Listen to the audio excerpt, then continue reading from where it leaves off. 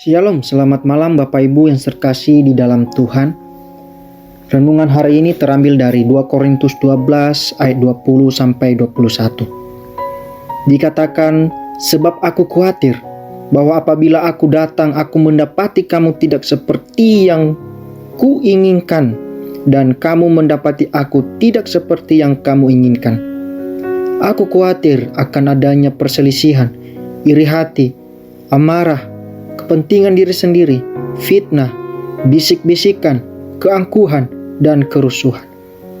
Aku khawatir bahwa apabila aku datang lagi, Allahku akan merendahkan aku di depan kamu, dan bahwa aku akan berduka cita terhadap banyak orang yang di masa yang lampau berbuat dosa, dan belum lagi bertobat dari kecemaran, percabulan, dan ketidaksopanan yang mereka lakukan. Bapak Ibu Saudara yang terkasih dalam Tuhan, pernahkah kita memiliki rasa khawatir dalam kehidupan kita? Ya, saya yakin kita pernah khawatir dalam hidup ini.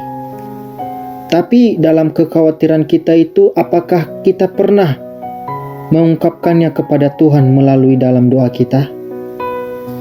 Bapak Ibu Saudara yang terkasih dalam Tuhan, dalam bacaan Alkitab tadi, di sini juga Paulus mengungkapkan rasa khawatirnya kepada jemaat di Korintus. Yaitu jemaat Korintus mendapati Paulus tidak seperti yang mereka inginkan. Ada perselisihan, iri hati, amarah, kepentingan diri sendiri, fitnah, bisik-bisikan, keangkuhan, dan kerusuhan di antara jemaat. Ada beberapa orang anggota jemaat yang belum bertobat. Bapak Ibu Saudara, kalimat sebab aku khawatir pada ayat 20 bisa diartikan jangan sampai aku takut. Kata jangan sampai diulang lagi pada ayat 21. Pengulangan ini menunjukkan bahwa perasaan khawatir Paulus dipicu oleh rasa takutnya terhadap kondisi jemaat Korintus. Di sini perasaan takut Paulus yang memicu timbulnya perasaan khawatir. Sebagai pertanyaannya bagi kita Bapak Ibu, mengapa Paulus merasa takut? Setidaknya ada 3 hal yang perlu kita pelajari dalam 2 Korintus 12 ini. Yang pertama, ia takut kalau Allah menilainya gagal bertanggung jawab dalam mendidik dan memuridkan jemaat Korintus. Yang kedua, ia takut jika pertikaian internal jemaat akan mengiring mereka pada kehancuran, sehingga nama Allah tidak baik lagi.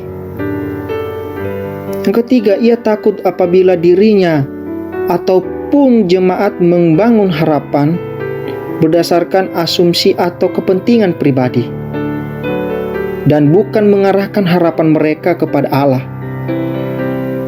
Bapak Ibu, hal itulah yang mendorong Paulus untuk mengungkapkan isi hatinya kepada jemaat Korintus. Bagi Paulus, mengungkapkan perasaan ini melegakan. Namun terlebih penting bagi jemaat, pengungkapan ini membuktikan bahwa Paulus bukan khawatir akan harta atau pendapatannya, melainkan diri dan kekayaan rohani mereka. Dan jemaat Korintus dapat mengetahui isi hati Paulus yang terdalam itu, sehingga mereka dapat bersiap diri bila ia datang kepada mereka.